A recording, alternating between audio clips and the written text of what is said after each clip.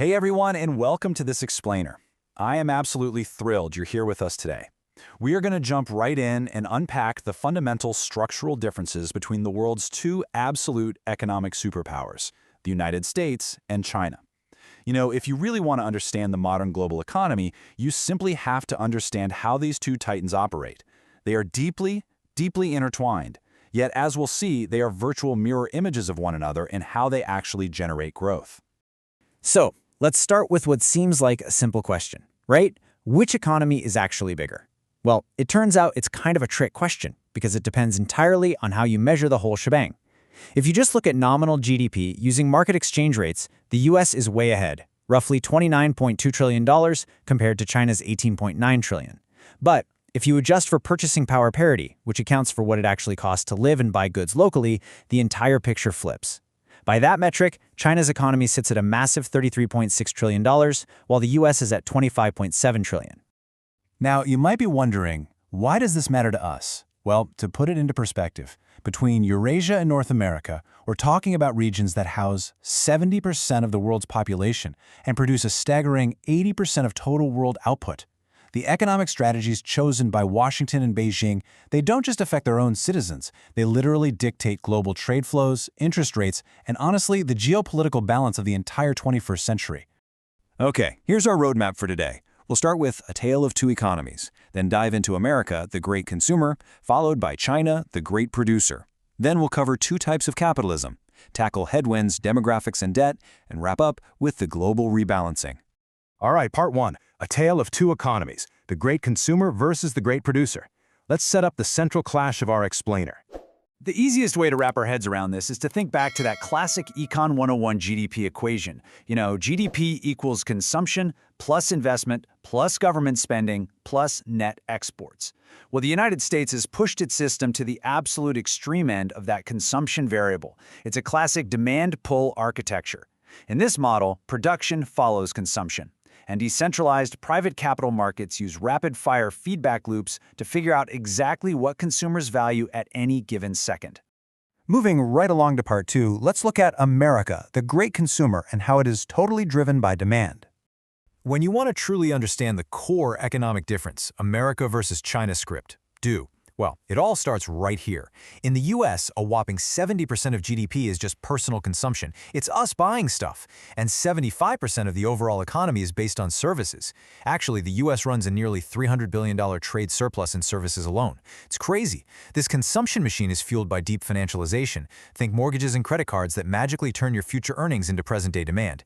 It's also subsidized by the mighty US dollar acting as the global reserve currency, keeping borrowing costs artificially low.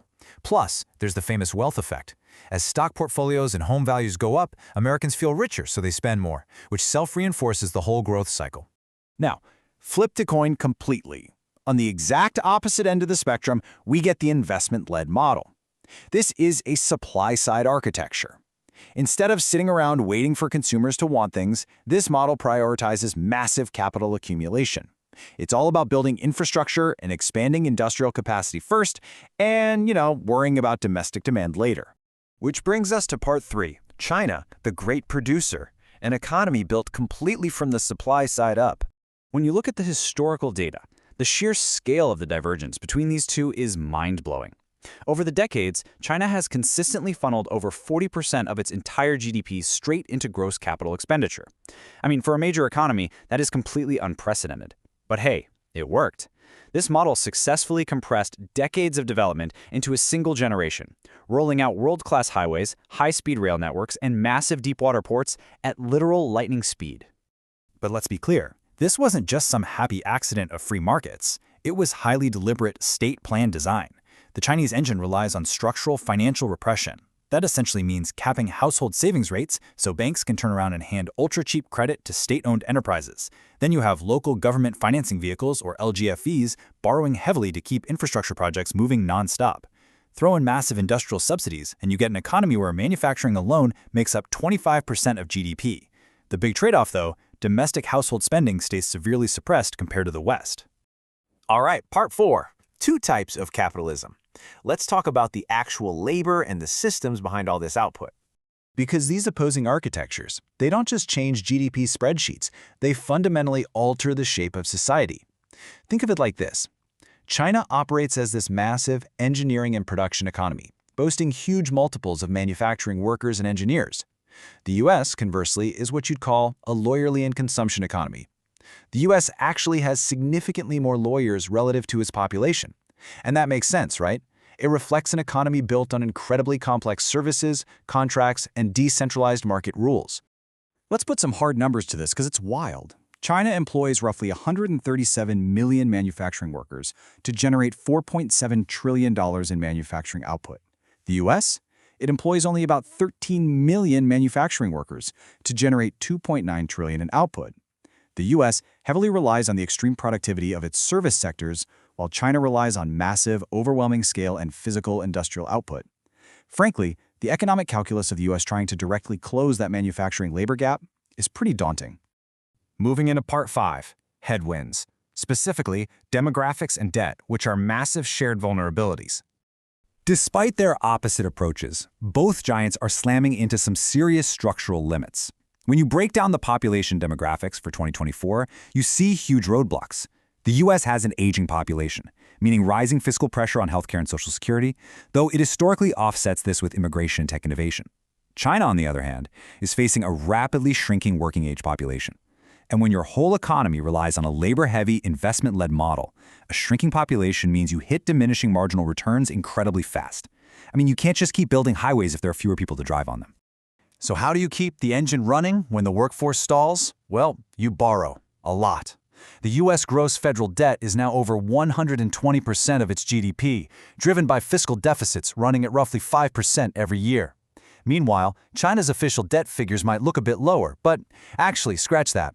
When you add in the hidden obligations from those local government financing vehicles we talked about, China's true debt-to-GDP ratio spikes to well above 130%. Both models are stretching their balance sheets to the absolute breaking point. Finally, Part 6, the global rebalancing, and how both nations are desperately trying to adapt for the future. Based on the analysis in our sources, what we're really watching is a massive clash of systems. On one side, you have liberal meritocratic capitalism. It's decentralized, incredibly flexible, and highly innovative. But for sure, it's prone to severe wealth inequality and dangerous supply chain risks. On the other side is political capitalism. It offers top-down planning and incredibly fast execution, but it's prone to massive capital misallocation, like literally building empty cities, and chronically stifled domestic demand. But here is the absolute wildest part. To survive the 21st century, they are actually trying to copy each other. The U.S. is currently rolling out some of the most aggressive state-directed industrial policies since World War II, trying to actively rebuild its factory base and secure supply chains. At the exact same time, China is rolling out monetary easing and fiscal stimulus, desperately trying to boost the domestic demand and consumer confidence that its system was originally built to suppress. Which brings us to the ultimate economic question of our time. As the global economy rebalances, the winner isn't necessarily going to be the one with the biggest current GDP. It's going to be the one most capable of adapting. So I'll leave you with this to chew on. Can the American great consumer actually learn to produce again? And can the Chinese great producer finally learn to consume? Thank you so much for joining me for this explainer. I hope this helps you see the global economy in a totally new light.